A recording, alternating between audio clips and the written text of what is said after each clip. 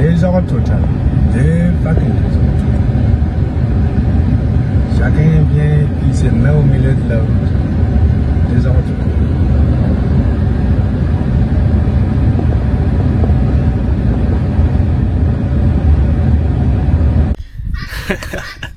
Ça c'est moi, j'essayais d'aller à la ferme le matin et je dois forcément traverser là où il y a le marché des tubercules. Et chaque jour de marché, ce qui est vendredi, c'est toujours comme ça, toujours. Les gens sont pas organisés. Tu vois, les camions viennent se garer en parallèle sur la route. Il y a les tricycles, les vendeurs qui envahissent la route et c'est le chaos. Et on voit même pas la police municipale pour venir mettre de l'ordre. Bienvenue à la ferme Demi-Farm. Je m'appelle Willy pour tous ceux qui sont nouveaux sur la chaîne. Sur cette chaîne, je parle d'agriculture, d'élevage et aussi de l'entrepreneuriat en général. Cette semaine, je vais juste faire un récapitulatif encore de ce qu'on a eu à faire à la ferme.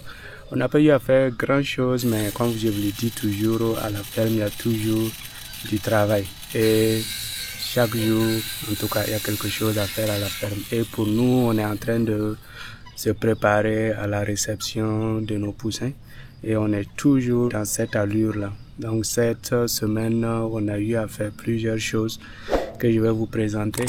Et comme vous le savez, pour ceux qui suivent mes vidéos, ici, moi, je partage mon expérience. Je ne fais pas juste rêver les gens en les disant telle activité fait des millionnaires ou pas. Je partage mes idées, mes expériences et si ça peut aider les gens, si ça vous inspire, en tout cas, c'est ce que je recherche. Donc si tu es intéressé à ce genre de vidéos, n'oublie pas de te souscrire si c'est ta première fois sur cette chaîne.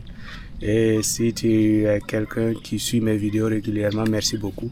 Je vais essayer d'être bref dans cette vidéo parce que j'ai remarqué la vidéo d'avant, ça dure au moins 16 minutes comme ça. Je sais que la plupart de la diaspora de l'autre côté, vous n'avez pas beaucoup de temps comme ça. Voilà, donc je vais essayer de faire rapidement. Tout d'abord, je vais juste vous montrer en fait mon hôpital. Dans ma dernière vidéo, j'ai parlé que je suis en train de préparer les coins pour les poules malades. Et on a pu finalement terminer ça. Et on a eu le grillage et puis les châssis en fait. Pour les châssis, c'est juste au cas où il y a le soleil et puis la pluie. Le grillage, c'est juste un peu de sécurité parce que je pense qu'on a quelques animaux sauvages au niveau de la ferme qui sont pas trop gros mais qui peuvent faire des dégâts. C'est pour ça que j'ai mis le grillage et on a mis les sachets qu'on peut plier. Donc quand on met les poules ici, pour quelques temps, lorsqu'ils sont guéris, on peut les transférer.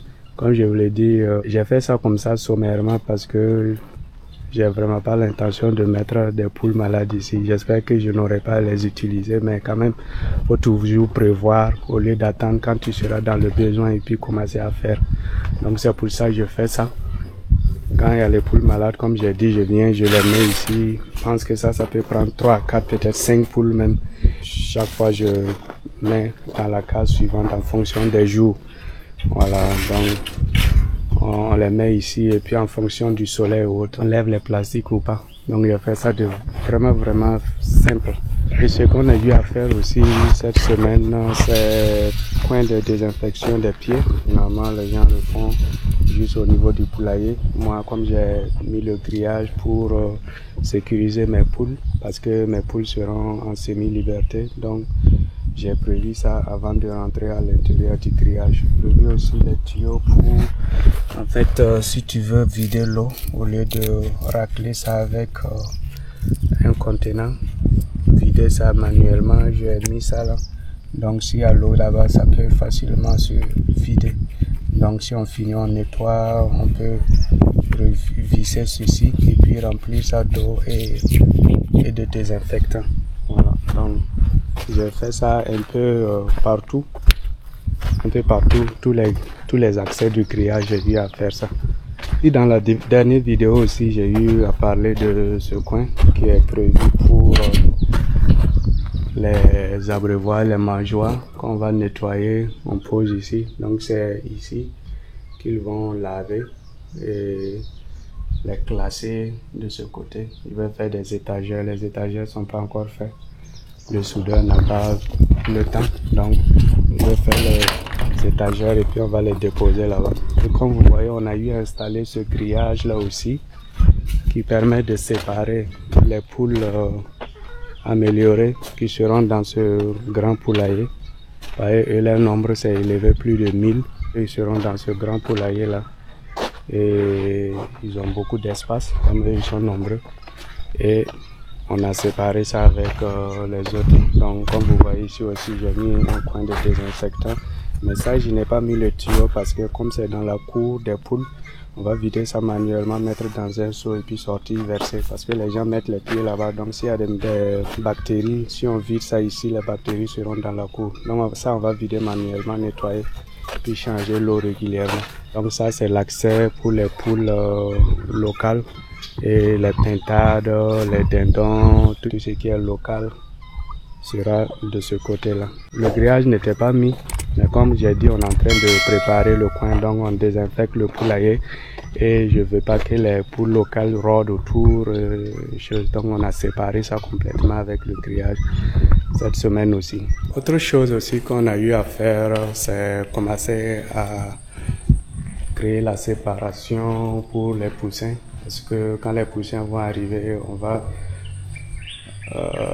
les mettre ici. C'est complètement dans le grand poulailler.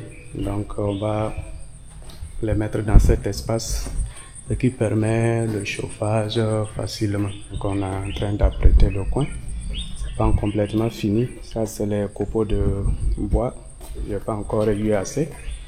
Et on m'a donné rendez-vous dans quelques jours pour aller chercher. Donc on va les mettre au sol et puis désinfecter. On a déjà eu à désinfecter 2 fois et on va faire une 3e désinfection. Je suis allé aussi au marché essayer de voir si je peux trouver les sachets là, mais ce que j'ai trouvé là, les qualités des sachets n'étaient pas du tout ça.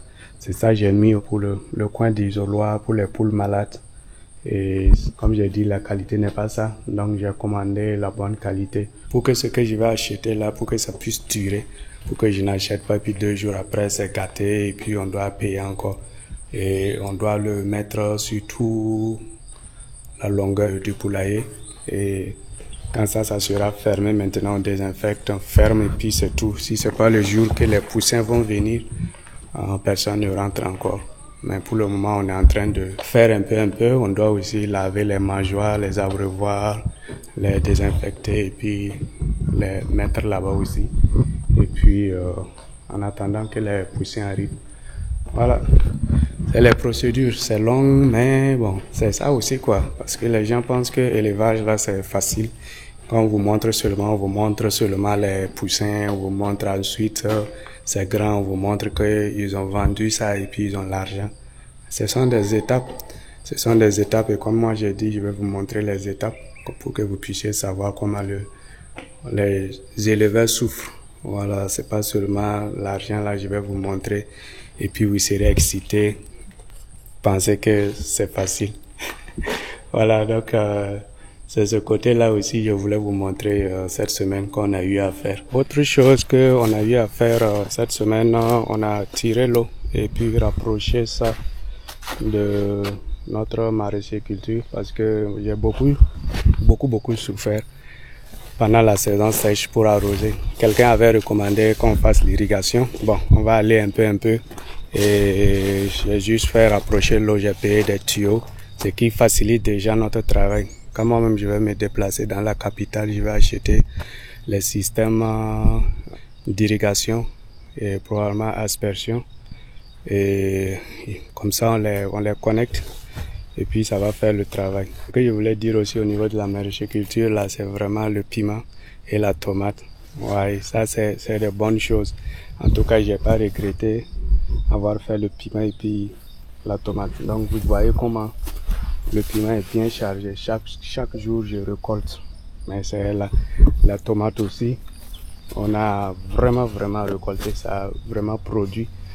Et on a fait cette petite portion seulement pour le moment, mais quand vous voyez ce qu'on récolte, c'est vraiment beaucoup. Donc à la maison, en tout cas, nous, on ne paie plus la tomate, on ne paie plus le piment, on ne paie plus aubergine, kumba, et c'est la ferme. Ce que certains d'entre vous vont dire pourquoi je récolte, c'est un peu vert, c'est tout simplement parce que les oiseaux, comme j'ai dit, on a beaucoup d'oiseaux ici.